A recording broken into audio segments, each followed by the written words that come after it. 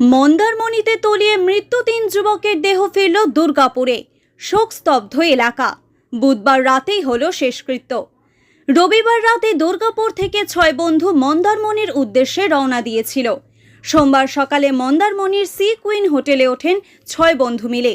মঙ্গলবার সকালে মন্দারমণির সমুদ্রে স্নান করতে নামেন তারা। তখন স্নান করতে নেমেই সমুদ্রে তলিয়ে যান ৩ বন্ধু। সঙ্গে সঙ্গেই তাদের উদ্ধারে ঝাঁপিয়ে পড়েন নুলিয়ারা ও পুলিশ। ততক্ষণে দুজনের মৃত্যুই হয় তলিয়ে।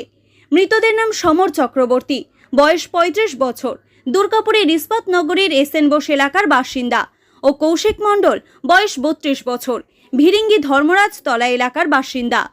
ঋত্বিক বড়াই নামের আরও এক যুবকের বাড়ি কাইজার লেন বেনাচিতি এলাকায়। মৃতদের মধ্যে সমর চক্রবর্তী পেশায় একজন সেলসম্যান ছিলেন। অন্যদিকে অপরজন কৌশিক মণ্ডল বেসরকারি কোম্পানিতে চাকরি করতেন।